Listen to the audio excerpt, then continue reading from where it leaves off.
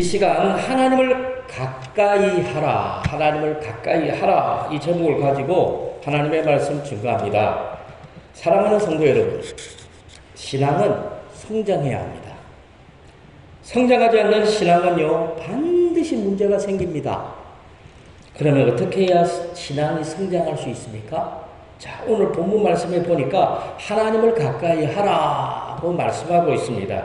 하나님을 가까이 하면 우리의 신앙은 성장합니다. 왜냐? 우리가 하나님을 가까이 하면 하나님도 우리를 가까이 하시기 때문입니다. 야고보서 4장 8절 상반절 말씀 우리 다 같이 읽습니다. 하나님을 가까이 하라. 그리하면 너희를 가까이 하시리라. 그러므로 저와 성도님들 하나님을 가까이 하는 삶을 살아가시기 바랍니다. 하나님과 멀어지면 멀어질수록 우리의 삶은 고달프고 힘들 수밖에 없습니다. 그러므로 신앙이 성장하기 위해서는 마리아처럼 옥합을 깨뜨렸던 마리아처럼 언제나 예수님 무릎 앞에 엎드리는 삶을 살아야 될 줄 믿습니다. 하나님을 떠나서는 우리의 신앙은 성장할 수 없습니다. 마치 집 나간 탕자처럼 세상에서도 버림받고 비참한 삶을 우리가 살아갈 수밖에 없습니다. 사랑하는 성도 여러분, 베트남이나 태국에 가보면 나무들이 엄청나게 많죠. 정글을 이루고 있습니다. 그래서 그런지 몰라도 열대 과일들이 너무 풍성합니다. 우리가 먹어보지 못한 과일들, 우리가 처음 보는 과일들이 너무너무 많습니다. 반면에 시베리아의 툰드라 지역에 가보면 온통 눈과 얼음밖에 없습니다. 왜 그럴까요? 왜 베트남이나 태국은 나무가 그렇게 많고 먹음직한 열대 과일들이 그렇게 풍성한데 왜 시베리아의 그 툰드라 지역에 가보면 온통 눈과 얼음밖에 없습니까? 많은 이유가 있겠죠. 그러나 가장 큰 이유는 한 가지예요. 태양과 너무 멀리 떨어져 있기 때문에 그래요. 태양과 멀어지면 추울 수밖에 없고 태양과 가까워지면 따뜻할 수밖에 없지요. 그래서 과학자들이 말하기를 지구가 태양으로부터 조금만 더 멀어지게 되면 지구는 인간이 살 수 없는 얼음 덩어리가 된대요. 반대로 지구가 태양에서 조금만 더 가까이 다가가 버리면 지구는 또 사람이 살 수 없는 불덩어리가 되어버린대요. 그러고 보면 참 신기하지요. 태양과 지구 사이의 그 거리, 하나님께서 정말 신묘막측하게 딱 알맞는 거리를 유지토록 하나님이 만드신 것 같아요. 그러므로 우리 신앙도 마찬가지예요. 무조건 하나님을 가까이 다가가야 돼요. 하나님과 멀어지면 우리는 얼음덩어리가 돼요. 우리의 심장은 냉랭해지고 차가워지지만 하나님을 가까이 하면 우리의 신앙은 불덩어리가 되는 거죠. 뜨거워진다는 겁니다. 우리의 신앙이 성장합니다. 기도를 잘하고 싶습니까? 그러면 교회를 가까이 해야 합니다. 물론 집에서도 기도할 수 있습니다. 그러나 제 경험으로는 집에서 기도하는 것보다 교회 와서 기도하는 것이 훨씬 기도가 잘 되고 기도가 저에게 은혜가 됩니다. 은혜 받고 싶습니까? 말씀을 읽으면 그 말씀이 꿀송이처럼 달게 느껴지고 싶습니까?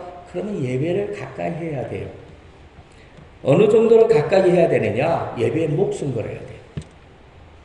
예배에 목숨 거는 삶을 살면 말씀이 우리에게 은혜로 다가오고 말씀이 살아서 우리 마음속에 파고드는 역사가 나타납니다. 그러므로 무조건 하나님을 가까이 해야 돼요. 그러면 우리의 신앙은 성장하고 우리의 삶은 형통할 수밖에 없습니다. 그렇다면 어떻게 해야 우리가 하나님을 가까이 하며 이 땅의 삶을 살아갈 수가 있을까요? 첫째로 우리 다 같이 읽습니다. 시작. 자기 뜻을 버리고 하나님의 뜻대로 기도해야 합니다. 오늘 본문의 저자 야고보는 예수님의 제자 야고보가 아닙니다. 예수님의 친동생, 예수님의 육신의 친동생 야고보입니다. 그런데 야고보는 자신이 예수님의 친동생이라는 점이 오히려 예수를 믿는데 장애가 되었어요. 왜 그럴까요? 어릴 적부터 봐왔잖아요. 어릴 적부터 예수님을 형으로 부르면서 어릴 적부터 보아왔기 때문에 예수를 하나님의 아들로 믿기가 힘든 겁니다.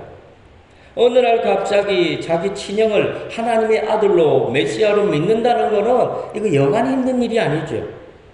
그래서 처음에는 예수님을 안 믿었어요. 예수님을 하나님의 아들로 안 믿었어요. 왜? 내 형인데. 그렇지만 나중에 그 형이 십자가에 못 박혀 죽어요.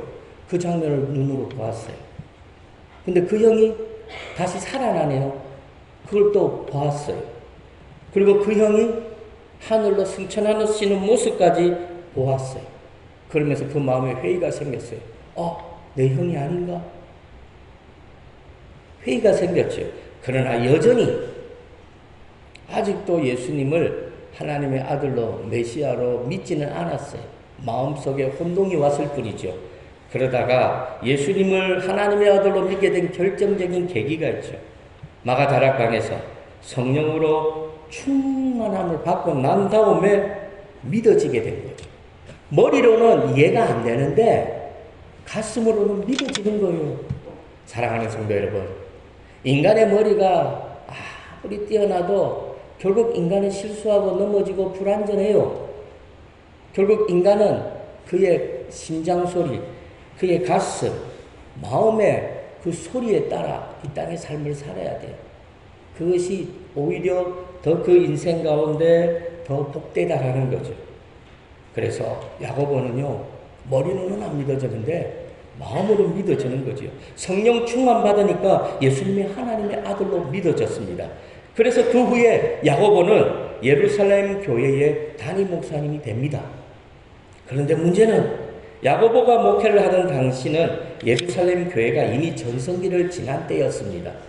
이미 베드로를 위시하여 많은 사도들이 복음을 전하기 위해서 예루살렘을 떠난 뒤였지요. 그리고 복음을 전하다가 이미 순교한 사도들도 많이 있었습니다.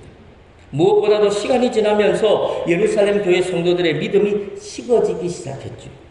초창기에는 자기 재산도 아낌없이 사명을 감당하며 충성했던 그 성도들의 그 믿음이 온데간데 없이 사라졌어요.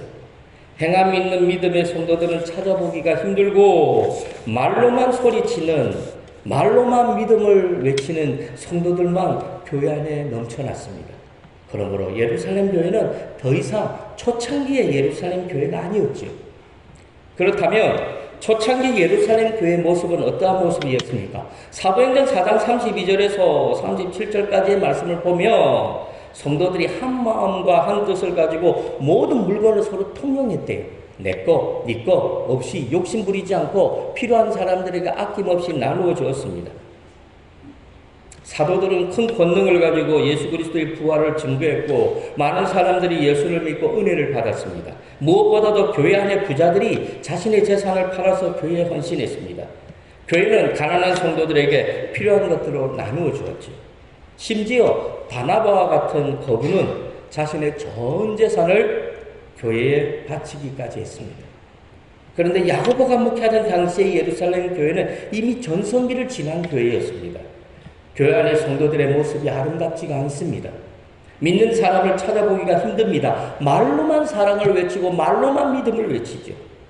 세상 사람들과 거의 구분이 되지 않아요. 교회 안에서 성도들이 다투고 분쟁합니다. 무엇보다도 많은 사람들이 교회에서 떨어져 나갔어요. 다시 유대교로 돌아갔습니다.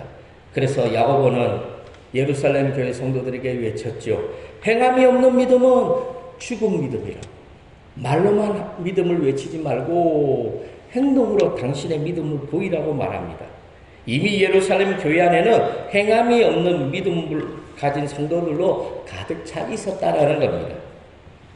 그래서 오늘 본문 말씀에 보니까 예루살렘 교회 안에서 성도들이 다툼과 정욕과 욕심으로 자신들이 원하는 것을 막 얻으려고 했다라고 말하죠. 심지어 살인까지 했대요. 살인까지 하면서 자신이 원하는 것을 얻으려고 했는데 그 원하는 것을 얻지 못했다라고 말씀합니다. 야고보서 4장 1절과 2절 우리 다 같이 읽습니다. 시작. 너희 중에 싸움이 싸우는 정욕으로부터 나는 것이 아니냐. 너희는 욕심을 내어도 얻지 못하여 살인하며 시기하여도 능히 취하지 못함으로 다투고 싸우는도다. 너희가 얻지 못하면 구하지 아니하기 때문이요. 그래서 야고보는 구해도 얻지 못하는 이유는 욕심과 정욕으로 잘못 구하고 다투고 살인하니까 너희들이 구하지 못하고 얻지 못한다 라고 말하고 있다라는 겁니다. 기도해도 얻지 못하는 것은 그 기도가 잘못된 기도라는 거죠. 엉터리 기도를 하고 있다라는 겁니다. 왜 기도를 엉터리로 합니까? 왜 기도를 잘못할까요? 믿음이 없기 때문이죠. 믿음이 없으면요, 그 기도는 욕심의 기도가 돼요. 믿음의 기도는 자기를 위해서 기도할 수 없어요. 하나님의 영광을 위해서, 연약한 자들 위해서 기도하는데, 믿음이 없는 사람들은 무조건 내 복 받아야 되고, 내 가족 잘 돼야 되고, 내 건강해야 되고, 무조건 자기 자신을 위해 기도해요. 믿음 있는 기도와 믿음이 없는 기도는 다른 것이 없어요. 딱 보면 알아요. 만약에 자기 기도가 응답이 되지 않으면 그 기도를 한번 적어보세요. 도대체 무엇이 잘못됐는가? 다 정욕의 기도예요. 잘못된 기도예요. 다 자기 자신을 위한 기도라는 겁니다. 하나님의 뜻대로 기도하지 않고 욕심으로 기도해요. 그래서 기도 응답이 없는 겁니다. 그래서 야고보서 4장 3절 우리 다 같이 읽습니다. 시작. 구하여도 받지 못하면 정욕으로 쓰려고 잘못 구하기 때문이라. 무슨 말입니까? 기도 잘못했다는 거죠. 기도 잘못하니까 응답이 안 된다라는 겁니다. 그러므로 성도들은 기도 잘해야 돼요. 기도 잘해야 돼요. 말로만 하는 기도, 그 기도 아닙니다. 정욕으로 욕심으로 하는 기도, 그것도 기도 아니죠. 기도는 믿음으로 해야 돼요. 특히 부모들은 자녀들에게 기도를 가르쳐야 합니다. 교회도 성도들에게 올바른 기도를 가르쳐야 돼요. 어떤 기도가 응답받는 기도고 어떤 기도가 하나님이 원하시는 기도인지를 가르쳐야 됩니다. 왜 그러냐? 많은 성도들이 기도를 잘못하고 있기 때문입니다. 자기가 기도를 잘못해놓고 뭐라고 말합니까? 왜 하나님은 내 기도에 응답하지 않느냐고 원망하고 불평한다라는 겁니다. 기도를 잘못하면요, 기도 응답이 없어요. 기도 응답이 없다라는 겁니다. 무엇보다도 기도를 잘못하면 그 삶이 빈곤해지고 신앙이 성장하지 않고 그 마음이 황무지와 같아요. 조그마한 일에 시험듭니다. 미국에 있는 어느 한인교회 한 집사님이 교회 건축을 하는데 건축 헌금을 하고 싶었습니다. 그래서 자신이 가진 그 돈을 가지고 헌금을 하면 될 텐데 헌금을 하지 않고 미국에서 로또 복권을 샀대요. 미국의 로또 복권은 장난이 아니잖아요. 우리나라는 로또 복권 많아봤자 뭐 몇백억 대지만, 야, 거기는 뭐 심하면 조까지도 가대. 보통 몇천억이거든, 몇천억. 그거는 약하더라고. 그러니까 미국의 로또 복권 하면 당첨되면 이거는 뭐 더 이상 자손 대대로 돈 걱정 없이 살 수 있는 그런 엄청난 거죠. 그래서 건축 헌금하려고 로또 복권을 샀어요. 자기가 가지고 있는 돈을 가지고. 그래서 날마다 기도했습니다. 하나님, 로또 복권 당첨되게 해달라고. 이거 당첨되면 내가 하나님 앞에 건축 헌금하겠습니다. 그렇게 기도했죠. 그리고 난 다음에 모든 것이 숫자로 보이는 거예요. 차를 타고 가다가 간판에 어떤 전화번호가 보이면 그 전화번호도 어떻게 해요? 로또 복권 숫자에 기입하고, 교회 전화번호도, 목사님 핸드폰 번호도 다 보이는 대로 로또 복권 그 숫자에 기입하는 겁니다. 성경에서 좋은 말씀이 있으면 그 몇 장 몇 절 그 숫자 나오잖아요. 그러면 그 숫자까지도 로또 복권에 기입했습니다. 지금은 그 교회가 아름답게 건축이 되어졌다고 합니다. 그러면 건축 헌금하려고 로또 복권을 산 그 집사님은 건축 헌금을 했을까요? 못했을까요? 한 푼도 하지 못했다고 합니다. 왜? 당첨이 안 됐거든요. 건축 헌금할 돈 전부 로또 복권 사는데 다 허비하고 그걸 위해서 매일 기도했지만 하나님은 그 기도에 응답하지 않았습니다. 왜 그럴까요? 기도 잘못했기 때문인 거죠. 기도 잘못했죠. 잘못 구한 거죠. 오늘날 많은 사람들이 이렇게 기도 생활을 한다는 거죠. 하나님의 뜻은 생각지도 않고 무조건 자기 생각대로. 자기가 좋으면 하나님도 좋아하겠지. 그런 마음을 가지고 기도한다라는 겁니다. 그러면 성경적인 기도는 어떤 기도입니까? 어떤 기도가 올바른 기도일까요? 대표적인 예가 나와요. 바로 예수님의 겟세마네 동산에서의 기도입니다. 예수님은요, 얼마 있으면 십자가를 져야 한다는 사실을 아셨어요. 예수님은 하나님이시지만 또한 인간이시기 때문에 십자가를 진다는 것이 얼마나 무섭고 두려운 일인가 이 사실을 알죠. 그래서 예수님이 하나님 앞에 겟세마네 동산에서 눈물이 막 실핏줄에 눈 안에 있는 그 실핏줄이 터질 정도로 하나님 앞에 기도합니다. 이 잔을 내게서 지나가게 하옵소서. 무슨 말입니까? 하나님, 할 수만 있으면 이 십자가 안 지게 해주세요. 그렇게 기도했죠. 여기까지 기도는 욕심의 기도라고 할 수 있겠죠. 자기 뜻대로 하는 기도. 그 다음이 중요해요. 그 다음에 예수님이 뭐라 합니까? 나의 원대로 마시옵고 아버지의 원대로 하옵소서. 무슨 뜻입니까? 내 뜻대로 하지 마시고 하나님의 뜻대로 되기를 원합니다. 이렇게 기도하고 있다는 겁니다. 마태복음 26장 39절 다 같이 읽습니다. 조금 나아가서 얼굴을 땅에 대시고 엎드려 기도하여 이르시되 내 아버지여 만일 할만하시거든 이 잔을 내게서 지나가게 하옵소서. 그러나 나의 원대로 마시옵고 아버지의 원대로 하옵소서 하시고. 사랑하는 성도 여러분, 성경적인 기도, 올바른 기도는 나의 원대로 되는 기도가 아니에요. 내 뜻대로 되는 기도가 아닙니다. 아버지 뜻대로 되는 기도예요. 그러므로 기도는 내 뜻대로 되는 거 아니죠. 하나님의 뜻대로 되어야 돼요. 그래야 응답됩니다. 그러면 나는 내 기도는 어떻게 됩니까? 그거는 하나님이 알아서 해준다는 거예요. 내가 하나님의 영광을 위해서, 교회를 위해서, 다른 이들을 위해서 기도하고 애쓰는 삶을 살아가면 내 삶의 모든 것들은 하나님이 알아서 채워주신다고요. 그래서 마태복음 6장 33절에 보면 뭐라고 말합니까? 너희는 먼저 그의 나라와 그의 의를 구하라. 그리하면 이 모든 것을 너희에게 더하시리라. 그러면 하나님은 모든 것을 주실 뿐만 아니라 더해준대요. 우리가 생각하고 있는 것보다 더 많이 주신다라는 거죠. 그런데 많은 사람들은 그걸 생각하지 못하고 먼저 구해야 할 걸 구하지 않고 자기 욕심을 따라 정욕을 따라 자기 필요한 것을 달라고 외치는 거죠. 그래서 응답이 없는 거예요. 그러므로 하나님을 가까이 하는 사람은 먼저 하나님의 뜻대로 삽니다. 하나님의 뜻대로 기도합니다. 나를 위해 사는 것이 아니라 하나님을 위해 살지요. 그러면 하나님이 우리의 필요를 채워줍니다. 물론 하나님을 가까이 한다고 해서 다 부자 되는 건 아닙니다. 하나님을 가까이 한다고 해서 다 건강한 것도 아니죠. 그러나 분명한 것은 행복하다는 거죠.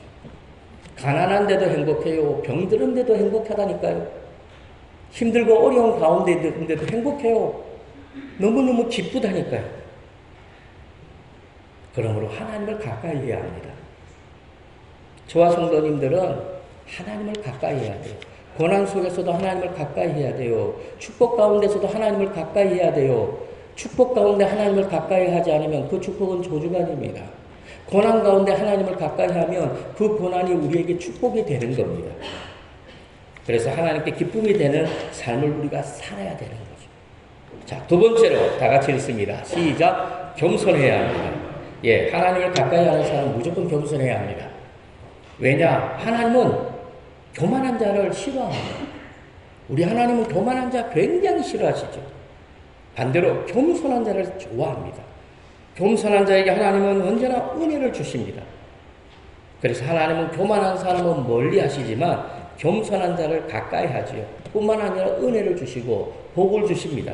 야고보서 4장 6절 다 같이 읽습니다. 그러나 더욱 큰 은혜를 주시나니 그러므로 일렀으되 하나님이 교만한 자를 물리치시고 겸손한 자에게 은혜를 주신다 하였느니라.